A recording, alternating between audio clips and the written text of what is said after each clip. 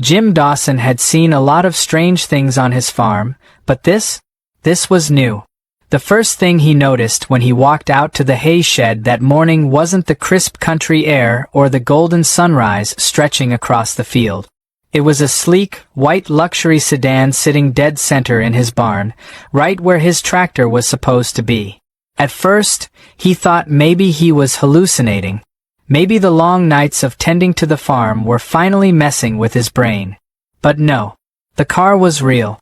And so was the woman standing next to it, inspecting her nails like she had all the time in the world.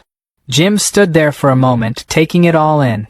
The woman, blonde bob, oversized sunglasses, expensive-looking designer purse slung over her shoulder, hadn't even noticed him yet. She was busy tapping away on her phone, completely oblivious to the fact that she was trespassing on someone else's land.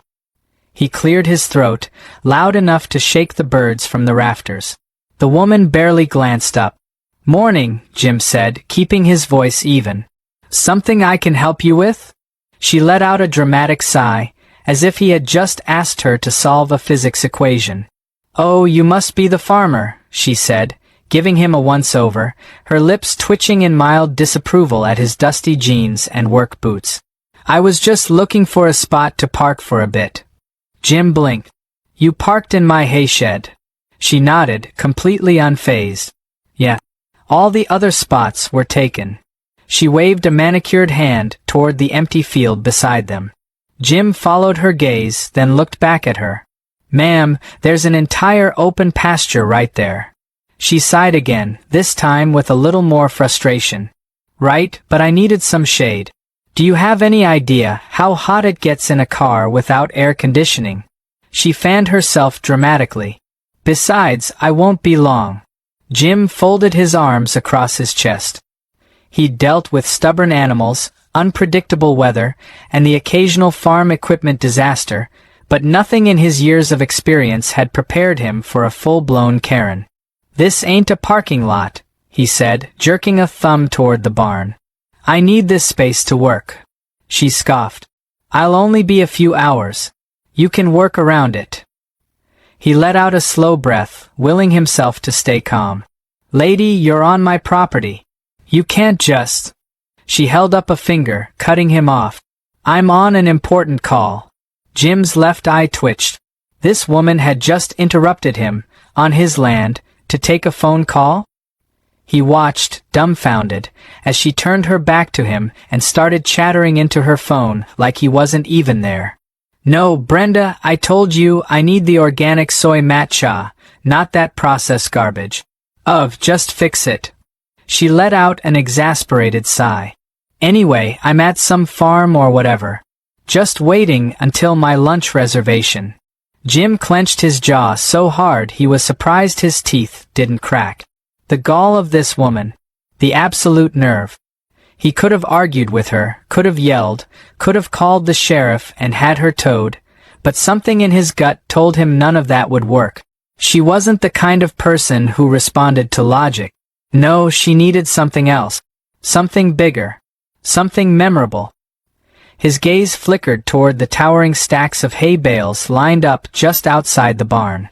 A slow, mischievous grin spread across his face. If she wanted to leave her car here so badly, well, maybe he'd help make sure it stayed put. Jim turned on his heel and strolled toward the barn entrance, whistling. He spotted his farmhands, Cody and Matt, taking a water break by the tractor. "Boys," Jim said, rubbing his hands together, "I've got a job for you." It took less than 10 minutes. The first few bales of hay were stacked gently, almost politely, around the car. But as Karen kept yapping on the phone, blissfully unaware, the boys picked up speed. Soon, hay was dropping left and right, piling up higher and higher. By the time they reached 30 bales, Cody had to stand on the back of the truck just to toss them over. Jim leaned against a post, watching as the final few bales were carefully maneuvered into place. And still Karen talked. "So I told him, if you're not flying first class, then why even fly at all?" She was saying, laughing as if she had just delivered the funniest joke in the world. Then, finally she turned and screamed. What have you done to my car? Jim bit the inside of his cheek to keep from laughing. Karen's pristine white sedan was now a buried treasure, completely engulfed under 50 bales of tightly packed hay. Only the very tip of the antenna peeked out from the golden mast. Karen spun toward Jim, her mouth opening and closing like a fish gasping for air. Move it! Move it right now! Jim scratched his chin. I dunno, seems pretty stuck to me. Her hands clenched into fists. This is illegal. You can't just bury my car. Jim raised a brow. Oh? And what do you call parking on someone else's property without permission? That's different, she spluttered. Do you even know who I am? I have connections. I'll call the mayor. Jim crossed his arms. Go ahead. She yanked out her phone and dialed furiously. After a few seconds, her face twisted into confusion. What do you mean he's busy? Ugh. She hung up, nostrils flaring. Fine. I'll call the police. Jim shrugged. You do that. Karen stormed a few feet away, jabbing at her phone as she dialed 911. Meanwhile, Cody and Matt exchanged looks, barely holding back their laughter. Jim stood there, unbothered, while Karen ranted at the dispatcher. Yes. I'd like to report a crime. This horrible man has committed agricultural vandalism or something. I don't know. Just send someone now. She hung up with a huff and turned back toward Jim. You're gonna regret this. Jim smiled. We'll see. 15 minutes later, a familiar sheriff's truck pulled into the driveway. Sheriff Dale stepped out, pushing his sunglasses up his nose as he surveyed the scene. His eyes flicked from Jim to the massive hay pile, then to Karen, who was now on the verge of throwing an absolute fit. What's going on here? Dale asked, sounding more tired than anything. Karen stormed forward. This man has trapped my car. Arrest him. Dale scratched his head. You mean the car that's parked inside his barn? On his property. Karen blinked. Yes. And? Dale sighed, rubbing his temples. Karen, did you even ask before parking here? Karen flailed her arms. I didn't think I had to. It's a barn. Jim leaned toward Dale and said, deadpan, I just thought I'd help make sure her car was nice and cozy. Cody let out a snort. Dale exhaled slowly, then turned to Karen. Lady, you better hope I don't fine you for trespassing.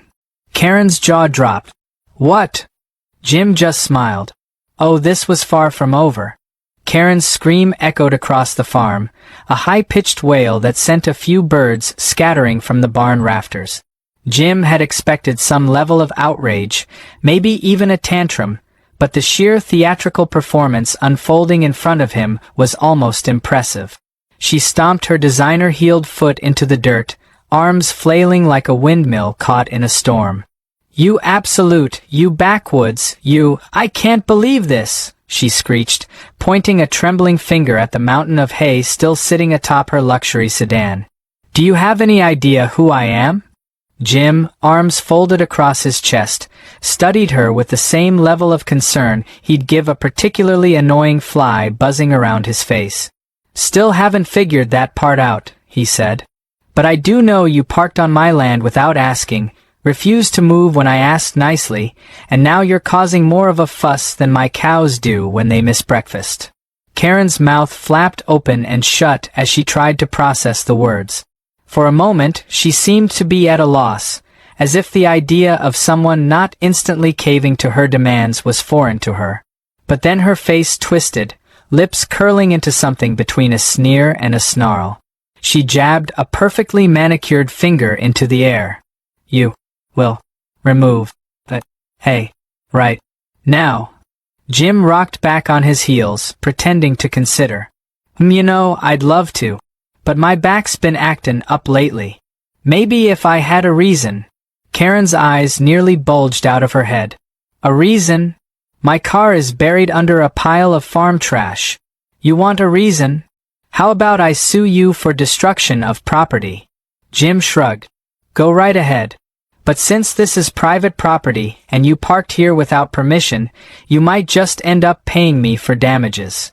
Karen let out a strangled noise somewhere between a gasp and a growl. Then, her face lit up with sudden realization. "Fine. You leave me no choice." She whipped out her phone, fingers flying across the screen. "I'm calling the cops. You'll be in handcuffs before the hour is up." Jim nodded. "All right. Go ahead."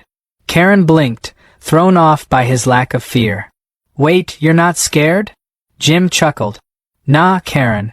You see, our sheriff ain't too fond of trespassers. So I reckon I'll be just fine." Karen's triumphant smirk faltered slightly, but she still pressed the phone to her ear. Jim watched as she launched into a dramatic retelling of events, her voice shifting from enraged to tearful within seconds. "Yes, officer. I need immediate assistance. A crazed farmer has committed an act of vandalism against my vehicle. It's an emergency. My property is being held hostage." Jim exchanged a glance with Cody and Matt, who were both barely holding in their laughter. Karen suddenly snapped. "What do you mean it's private property? I don't care. I need someone out here now."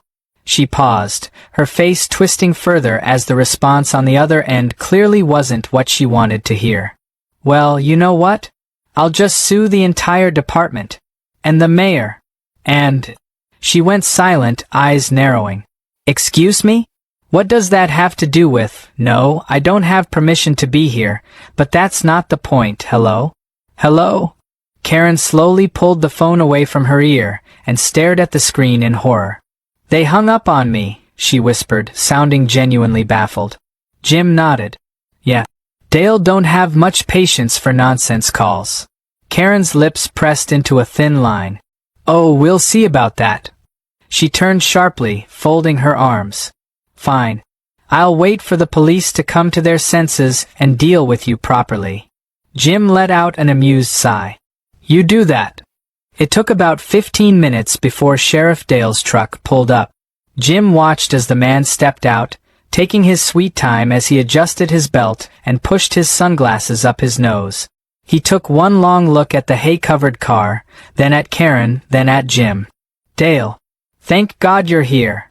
Karen practically ran to him, grabbing onto his sleeve as if she had just been rescued from a burning building. "This monster," she pointed at Jim like he was some kind of outlaw, "has committed an atrocity against me." Dale gave Jim a slow, knowing look. "That so?" "Yes," Karen cried. "He buried my car. I demand you arrest him immediately." Dale exhaled through his nose. "You parked on his land?" Karen's face twitched. "That's not the point." Dale rubbed his temple. "Pretty sure it is the point." Karen stomped her foot again. "I have rights." Dale crossed his arms. "And Jim here has the right to not have strangers dump their vehicles in his hay shed." Karen looked ready to combust. "So you're just going to let this hick get away with vehicular imprisonment?" Dale tilted his head. "Vehicular what now?" Karen's hands flailed. "He trapped my car. This is illegal. I have connections. I will have your job." Dale pulled out a notepad, flipping it open. "Let's see. You parked on private property without permission. Ignored the landowner's request to leave. Then called me out here for a non-emergency, which, mind you, is actually illegal." Karen's mouth snapped shut. Dale nodded. "That about sum it up, Jim?" Jim fought the urge to grin. "Sounds about right." Karen gasped. You can't be serious." "He's the criminal here." Dale sighed, closing the notepad. "Lady, best thing you can do right now is apologize, have Jim and his boys move the hay, and leave without causing more trouble." Karen stood there, shaking with rage. "Apologize?" She spat like the word itself was poison. "I would rather die." Jim shrugged. "All right then." He turned back toward his house, making it clear he had no intention of touching the hay anytime soon. Karen sputtered. "Wait, where are you going? You can't just leave my car like this." Jim tossed a lazy wave over his shoulder. "Sure can." Karen let out a strangled screech. Dale shook his head. I got about a dozen real issues to deal with today. If you don't want to do things the easy way, you can take it up with the court. But I wouldn't count on them siding with a trespasser. Karen was vibrating with rage, her perfectly styled hair now slightly frizzed from all her dramatic movements. For a brief second, Jim wondered if she might actually explode. But then, her shoulders dropped, her nostrils flared, and she clenched her jaw so tight he could hear her teeth grinding. Fine, she finally spat. Get this garbage off my car. Jim smirked. Say please. Karen looked like she wanted to throw something at his head. Instead, she closed her eyes and inhaled deeply through her nose. After a moment, she muttered, Please. Jim clapped his hands together. See? That wasn't so hard. With the help of his farmhands, the hay was carefully removed, one bale at a time. But the moment Karen's car was fully uncovered, the real fun began. The weight of the hay had done a number on the vehicle. The windshield had cracked, the roof had caved in slightly, and the doors were completely jammed shut. Karen let out a shriek that probably registered on the Richter scale. Jim whistled low. Well, that's unfortunate. Karen spun toward him, eyes wild. You are dead. Jim just smiled. We'll see. Karen stood there, fists clenched, eyes wild, breathing like a bull about to charge. Jim had seen a lot of angry people in his life. Angry cows, angry neighbors, even an angry raccoon once. But nothing quite compared to a full-blown Karen realizing she wasn't going to win. Her face had turned a dangerous shade of red, her hands were shaking, and for a moment, Jim wondered if she might actually start throwing punches. My car, she choked out, her voice trembling with barely contained fury. My beautiful, expensive, custom-imported car. Jim tilted his head, pretending to examine the damage. The windshield was cracked, the roof had a slight dent, and the doors weren't budging no matter how hard Karen tugged on them. He let out a low whistle. Yeah, that's rough, he said, though there wasn't a hint of sympathy in his voice. Karen turned to him, nostrils flaring. You did this. You did this to my car. Jim shrugged. I didn't do anything. Just stacked some hay. Gravity did the rest. Karen's eye twitched. You are going to pay for this. I will sue you for every penny you have. Jim sighed, wiping his hands on his jeans. Well, you're welcome to try. But I have a feelin' you're gonna have a real hard time convincing a judge that you, someone who trespassed onto private property, refused to leave and illegally parked in someone's hay shed, are the victim here. Karen's mouth opened and closed, searching for some kind of retort, but nothing came out. Sheriff Dale, still standing nearby with his arms crossed, finally spoke up. Hate to break it to you, lady, but Jim's got a point. You're the one in trouble here. Karen whirled toward him, eyes practically bulging. Me? You should be arresting him. This is vandalism. This is property destruction. This is. Dale pulled a folded-up paper from his pocket and held it out to her. This is a fine. $10,000 for trespassing, illegal parking, and filing a false police report. Karen stopped mid-rant. The color drained from her face, so fast that Jim thought for a second she might pass out. Her lips moved, but no words came out. She blinked. Once. Twice. Then, she let out a strangled sound. $10,000. Dale nodded. Yup. Might even be more if the mayor decides to add damages. Karen let out a sound that was somewhere between a whimper and a scream. That's insane. That's criminal. You can't do this to me. Dale tucked his notepad back into his pocket. Pretty sure I can. And I just did. Karen was shaking now, gripping her phone like it was a lifeline. I'll fight this, she whispered, almost to herself. I'll fight this in court. Jim smirked. Well, that's one option. He rubbed his chin as if considering something. Or you could make a deal. Karen snapped her head toward him. A deal. Jim nodded. Yup. See, instead of payin' that fine, you could work it off. Karen's face contorted. Work? Here? Jim shrugged. 200 hours on the farm should just about cover it. Feedin' the cows, balin' hay, fixin' fences. He grinned. You know, real work. Karen's face twisted in disgust. Absolutely not. Jim nodded. All right then. He turned back toward his house. Guess you better figure out how you're payin' that 10 grand. Karen stood frozen, her entire body rigid. For a moment, Jim thought she might actually take the deal. She looked at the sheriff, then at the fine in her hands, then back at Jim. But just as quickly, her pride took over. She straightened her spine, lifted her chin, and glared at him like he was something stuck to the bottom of her designer shoes. I'll pay the fine, she spat. Jim shrugged. Suit yourself. Karen turned away, furiously typing into her phone. Jim could hear the absolute venom in her voice as she called someone. Probably her lawyer, maybe her husband, maybe whoever usually bailed her out of trouble. But Jim wasn't concerned. He had won. The tow truck arrived an hour later, much to Karen's horror.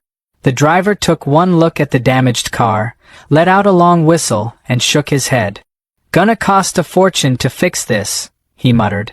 Karen looked ready to explode again. She had screamed, argued, even threatened, but the reality of the situation had finally sunk in. She had lost.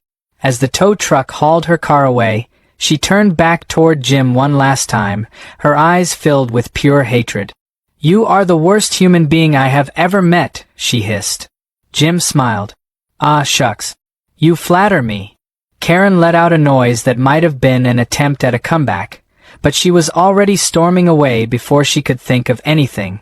She climbed into the passenger seat of a waiting Uber, slammed the door so hard that the driver jumped, and just like that, she was gone. The second the car pulled away, Cody let out a whoop. That was the best thing I have ever seen. Matt wiped tears from his eyes. Man, I thought she was gonna explode at the end there. Jim shook his head, chuckling. She might still. Sheriff Dale sighed. That woman's been a pain in my ass for years. Wouldn't be surprised if she leaves town after this one. Turns out, he was right. A few days later, the mayor himself stopped by the farm just to shake Jim's hand. Apparently, Karen had a long history of causing trouble in town, and this had been the final straw. Word had gotten around fast, and by the time the fine had been officially processed, Karen had packed up and left town. But the real prize came a week later, when someone from the local feed store showed up with a gift. Jim unfolded the large poster and burst out laughing. It was a perfectly edited image of Karen's car buried under hay, with the words, "Parking, you're doing it wrong." Jim hung it up in the barn, and every time he looked at it, he smiled.